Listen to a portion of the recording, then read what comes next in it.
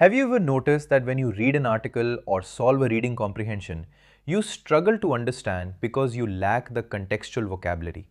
Just one unfamiliar word, and suddenly the entire passage feels like it's written in a foreign language.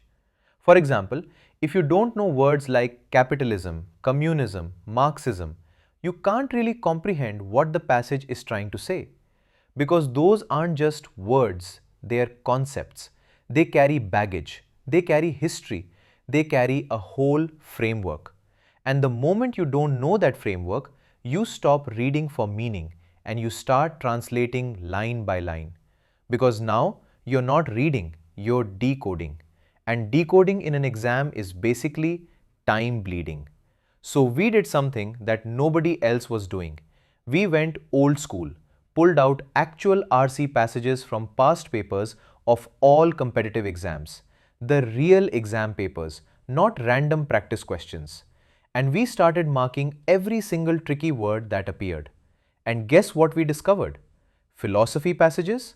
They had their own vocabulary ecosystem. Words like empirical, metaphysical, existential kept repeating. Economics passages? Completely different word families. Fiscal, arbitrary, pragmatic, these patterns were everywhere. Science passages? Another distinct set. Psychology? Same story. And that's when it clicked. These exams don't test hard English. They test whether you can survive inside a context. Because RC isn't about knowing a dictionary. It's about knowing the language of a domain. A philosophy passage expects you to understand how arguments are built and understand claims, evidence, assumptions, and counter-arguments. An economics passage expects you to follow cause-effect chains, policy, incentives, outcomes, trade-offs. The vocab is basically the wiring of that logic. So when you don't know those word families, you don't just miss a meaning, you miss the direction of the passage. And here's the real game-changing insight. If you learn vocabulary randomly, you gain words. But if you learn vocabulary theme-wise, you gain comprehension speed. Because your brain starts predicting. The moment you see a philosophy passage, your mind already has a toolkit. The moment you see economics, you already know what kind of words are coming and what they usually imply. That's not just vocabulary improvement. That's exam control. Now, we didn't stop at collecting words because vocabulary is not meant to be mugged up like a phone book. Here's where most vocab programs mess up completely. They hand you a list of 3,000 words and say, memorize these. It doesn't work that way. Real vocabulary mastery comes from understanding fundamentals. Root words, prefixes, suffixes. Here's what I mean. The moment you learn that bene means good, suddenly beneficial, benevolent, benign aren't three separate words to memorize anymore.